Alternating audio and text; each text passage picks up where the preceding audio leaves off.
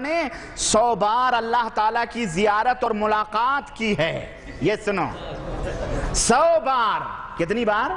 اور آخری بار میں امام ابو اور اللہ کی قسم ہم اس اللہ کی مسجد میں اللہ کے گھر میں بول رہے ہیں، جھوٹ بولنے والے پر کروڑوں لعنت اور مبالغہ کرنے والے کو اللہ ہدایت عطا فرمائے. اس طرح اپنے اماموں کی شان میں غلو کیے گئے. کہتے ہیں کہ حضرت امام اعظم ابو حنیفہ رحمۃ اللہ علیہ فرمایا کرتے تھے، نعوذ باللہ یہ تو وہ نہیں فرماتے، لیکن کہتے ہیں میں نے 99 مرتبہ خواب میں اللہ کو دیکھا ہے. اب کے بار دل میں سوچا اگر ایک دفعہ اور بھی اللہ کی زیارت حاصل ہو جائے تو اللہ سے کہوں گا کہ قیامت کے دن تیری گرفت اور عذاب سے کس ذریعہ نجات حاصل ہو سکے گی. سو اللہ کا فضل ہوا، ایک مرتبہ پھر خواب میں اللہ کی زیارت نصیب ہو گئی تو میں نے اللہ سے عرض کر دی. جواب میں اللہ نے مجھے صبح و شام وظیفہ پڑھنے کے لیے اور میرے عذاب میں آخرت میں نجات مل جائے گی اس کے لیے یہ دعا فرمائی. اب یہ شعر سنو جو اللہ نے ہنستے امام ابو حنیفہ رحمۃ اللہ علیہ کو بتلایا. وہ شعر کیا تھا؟ سبحان اللہ الابد الابد، سبحان اللہ الواحد الاحد، سبحان اللہ الفرد الصمد، سبحان اللہ رافع السماء بغیر صمد. اب یہ پوری دعا ہے. کہتے ہیں کہ یہ امام ابو حنیفہ رحمۃ اللہ علیہ کو باقاعدے حضرت اللہ تبارک تعالیٰ نے دعا بتلائی تھی جو آخرت میں نجات کا ذریعہ بنی. میں نے کہا ابھی تو کعبے میں ایک ٹانگ پر عبادت کر کے پوری قیامت تک آنے والے اپنے ماننے والوں کو انہوں نے معاف کروا لیا، تو اب کیا ان کو کیا فکر ہے؟ اما جب امت معاف کر دی جا رہی ہے تو امام تو بدرجہ اولا معفو عنہ ہے، تو یا تو وہ صحیح ہے. لیکن خیر کہتے ہیں نا گپ چھوڑنے والوں کو عقل نہیں ہوتی ہے. اس طرح سے یہ دیکھیں، اور اعوذ باللہ یہ دیکھیں امام ابو حنیفہ پر اس طرح بدعقیدگی کا. اور امام صاحب رحمۃ اللہ علیہ، یہ ہم اہل سنت والجماعت کا عقیدہ ہے کہ امام صاحب رحمۃ اللہ علیہ بری ہیں اس بات سے. کہتے ہیں یہ امام صاحب نے نبی کی بارگاہ میں نذران عقیدت پیش کیا ہے، اور یہ وہ نذران عقیدت ہے جس کو پڑھنے کے بعد میں یہ پتہ چلتا ہے کہ ان کے جو بریلوی دوسرے حنفی لوگ ہیں ان میں اور امام صاحب میں کوئی فرق نہیں ہے. یہ نبی کریم صلی اللہ علیہ وسلم سے استغاثے کر رہے ہیں. کیا ہے؟ یا سید الساداتی جئتک قاصدا ارجو رضاک واحتمی بحماک، یعنی اے سرداروں کے سردار ہم آپ کے حضور آئے ہیں، آپ کی خوشنودی کے امیدوار ہیں، آپ کی پناہ طلب کر رہے ہیں. استغفر اللہ. اللہ کے حبیب نے یہ بتلایا تھا کہ میری پناہ طلب کرو، انما لا یستغاث بی، مجھ سے پناہ نہیں مانگی جاتی ہے، پناہ مانگی جاتی ہے تو صرف اللہ وحدہ. اور سنو کہتے ہیں واللہ یا خیر الخلائق ان لی قلبا مشوقا لا یروم سواک، انت الذی لولاک ما خلق امرؤ، انت الذی لولاک ما خلق امرؤ کلا ولا خلق الورى لولاک، انت الذی لما توسل آدم من ذلۃ بک فاز وهو اباک. کہتے ہیں کہ آپ اگر نہ ہوتے تو پھر اللہ کی قسم آپ بہترین خلائق ہیں، میرا دل صرف آپ کی محبت سے بھرا ہوا ہے، آپ کے سوا کسی کا طلبگار نہیں ہوں. اگر آپ نہ ہوتے تو پھر کوئی شخص پیدا ہی نہ ہوتا، یہ دنیا ہی نہ بنائی جاتی، یہ مخلوقات ہی نہ پیدا کیے جاتے. یہ صرف آپ کی وجہ سے سب پیدا کیے ہیں. آپ وہ ہیں کہ جب آدم نے آپ کا وسیلہ اختیار کیا اور اپنی غلطی پر معافی مانگی تو وہ کامیاب ہوئے جو آپ کے جد بزرگوار ہیں. اور آپ تو وہ ہیں کہ آپ کے وسیلے سے ابراہیم خلیل اللہ نے دعا کی تو ان کی آگ سرد ہو گئی اور وہ آگ آپ کے نور کی برکت سے بجھ گئی. استغفر اللہ. یہ کتنا بڑا الزام ہے بتاؤ. حضرت جبریل اس امام التوحید کی خدمت میں آئیں اور کہیں کیا کوئی مدد ہے؟ بولو ہم آپ کی مدد کے لیے تیار ہیں. اور یہ اللہ کے حکم سے آئے تھے کہ میرا خلیل آگ میں منجنیق پہ بیٹھا ہوا ہے، آگ میں جانے والا ہے، امتحان پہ امتحان لیا جا رہا ہے. اس حالت میں بھی اپنا اللہ حضرت ابراہیم کو معاف نہیں کر رہا، امتحان لے رہا. ابراہیم جاؤ، جبریل جاؤ امتحان لو. جبریل نے کہا بولو مدد چاہتے ہو ہم تمہیں یہاں سے ایسی جگہ اٹھا کے لے کے جاتے ہیں کہ آپ کی ہوا بھی نہیں لگے گی. لیکن اس وقت حضرت ابراہیم نے کیا کہا تھا؟ حسبنا اللہ و نعم الوکیل، تیرے مدد کی ضرورت نہیں ہمارے لیے، میرا محافظ میرا اللہ ہی ہے. اور یہ کہہ رہے ہیں کہ امام ابو حنیفہ یہ فرما رہے ہیں. اور میں دیکھو میرے اوپر الزام نہیں لگانا، میں یہ نہیں مانتا کہ یہ امام ابو حنیفہ رحمۃ اللہ علیہ کے اشعار ہیں، لیکن اگر یہ امام ابو حنیفہ کے اشعار ہیں تو امام صاحب پرلے درجے کے بدعتی نعوذ باللہ اور مشرک تھے. اور یہ مشرک کسی کا امام. سنو یہ ہماری بات نہیں ہے، یہ اس ابو الحقانی کی بات ہے. جس نے اپنی اس کتاب میں مناقب امام ابو حنیفہ رحمۃ اللہ علیہ میں تحریر فرمایا ہے۔ میں نہیں کہتا ہوں یہ امام اتنا بدعقیدہ نعوذ باللہ نہیں ہو سکتا، اس امام کے اوپر تہمت لگائی گئی ہے۔ اور کیا کہتے ہیں کہ وَبِكَ الْخَلِيلُ دَعَا فَعَادَتْ نَارُهُ بَرْدًا وَقَدْ خَمَدَتْ بِنُورِ السَّنَاكَ وَدَعَاكَ أَيُّوبٌ لِذُرِّ مَسَّهُ فَأُزِيلَ عَنْهُ الضُّرُّ حِينَ دَعَاكَ وَبِكَ الْمَسِيحُ أَتَى بَشِيرًا مُخْبِرًا بِصِفَاتِ حُسْنِكَ مَادِحًا لِعُلَاكَ وَهُودٌ وَيُونُسُ مِن بُهَاكَ تَجَمَّلَ وَجَمَالُ يُوسُفَ مِن ضِيَاءِ السَّنَاكَ۔ کہتے ہیں کہ یا اکرم الثقلین یا کنز الورا جدلی بجودک وردنی برضاک وانا تامع بالجود منک ولم یکن لابی حنیبۃ فی الانام سواک۔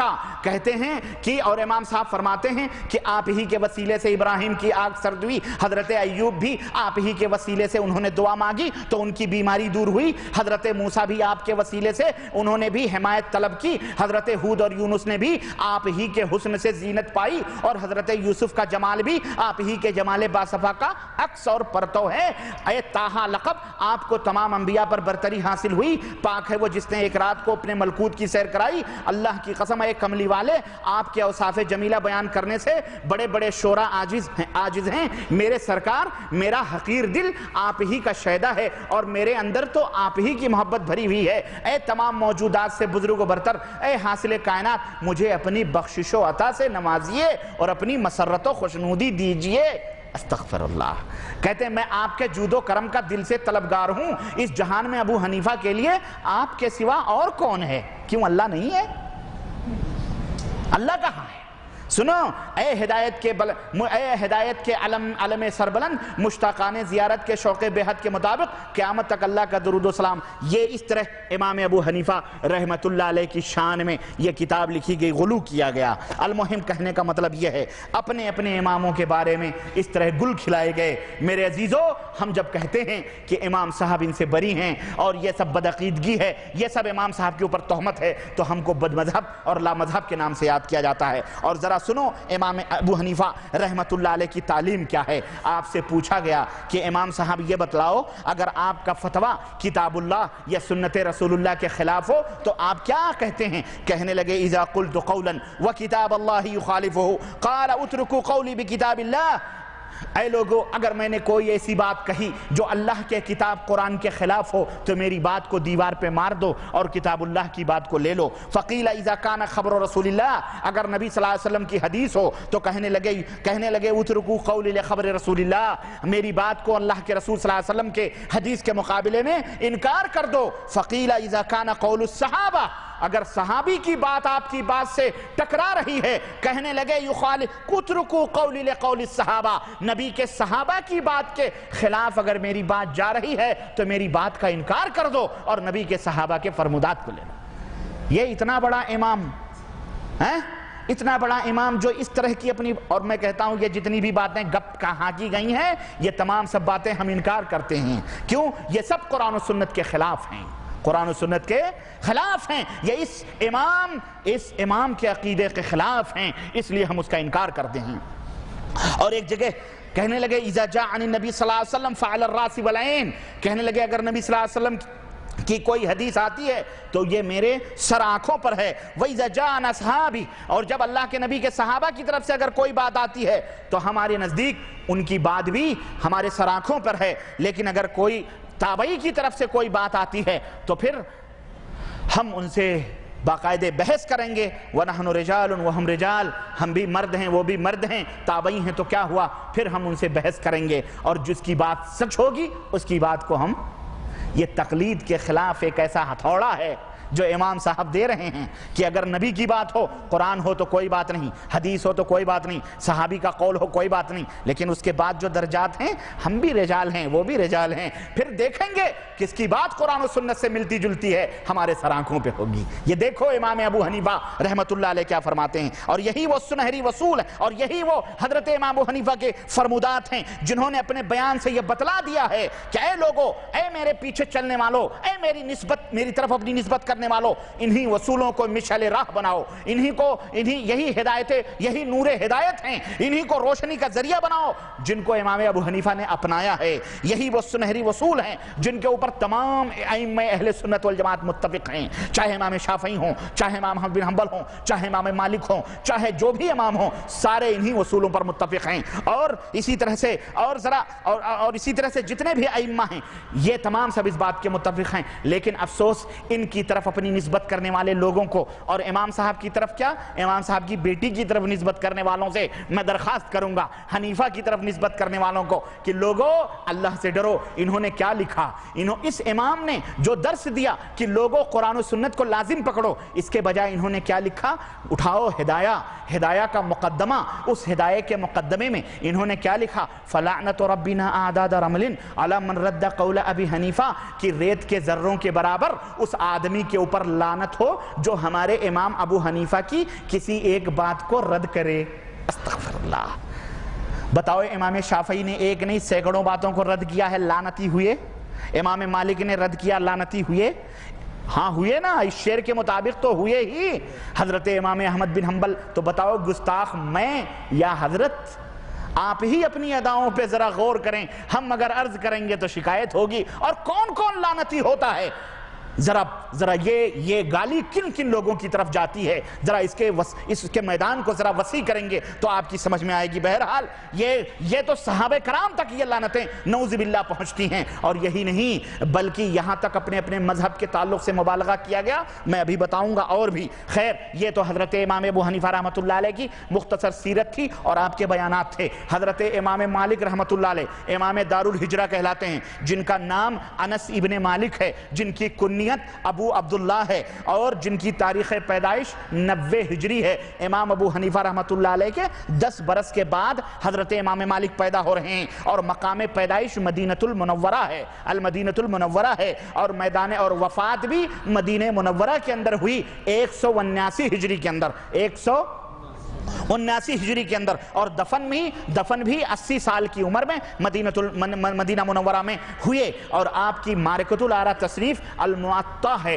جسے موطا امام مالک سے تعبیر کیا جاتا ہے، اور آپ کے اساتذہ جو تھے اس میں آپ جو تھے وہ امام ابو حنیفہ کے بھی استاد تھے، اور امام مالک کے اساتذہ میں سے امام ابو حنیفہ کا بھی، امام ابو حنیفہ کے جو استاد تھے وہی اساتذہ امام مالک کے پاس بھی آتے ہیں۔ چنانچہ حضرت نافع یہ حضرت امام مالک کے استاد تھے، محمد بن منقدر یہ بھی امام مالک کے استاد تھے، اور بھی دیگر اساتذہ کی بہرحال فہرست ہے۔ اور ان کے شاگردوں میں اور اسی طرح امام عبداللہ ابن دینار، امام زہری، امام زبیر، امام حیا انصاری، ابو حازم ربیعۃ الرائے، ان سب سے یہ استاد تھے جن سے حضرت امام مالک نے تفسیر اور حدیث کا علم حاصل کیا تھا۔ اور امام مالک نے ان کی سیرت میں آتا ہے 300 تابعین اور تقریباً 600 تبع تابعین ان کے استاد تھے، جن کی حدیثوں سے امام مالک نے استفادہ کیا تھا۔ اور آپ کی فضیلت اور جلالت علمی کی شان اور آپ کا درس حدیث کا عجیب و غریب عالم تھا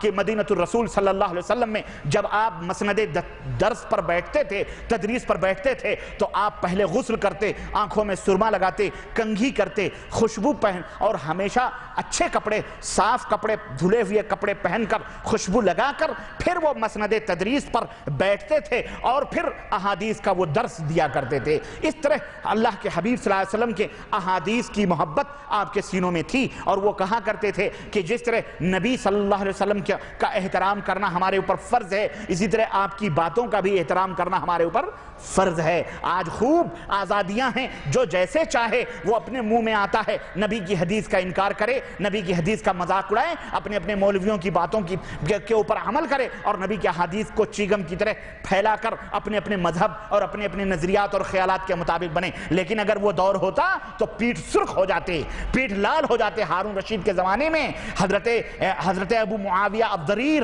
جو دونوں آنکھوں کے اندھے تھے، جب انہوں نے ایک حدیث بیان کی تھی اور کہا تھا کہ اللہ کے نبی کو کدو بڑا پسند تھا، تو ایک نوجوان محدث نے مضحکہ اڑایا تھا اور کہا تھا کدو کون سی سبزی ہے جس کی سلسلے میں آپ فضیلت بیان کر رہے ہیں؟ یہ بھی کوئی سبزی ہے؟ اس سے بھی بہتر سبزیاں ہوتی ہیں۔ یہ گستاخی کی تھی، ہارون رشید تڑپ گئے۔ ہارون رشید نے کہا خونی چمڑا بچھایا جائے، خونی چمڑا بچھایا گیا، ریت لائی گئی اور کہا اس کی سزا یہ ہے کہ اس نے حدیث رسول کا مذاق اڑایا ہے، اس کو قتل کر دیا جائے، اس کے سوا کوئی چارہ نہیں۔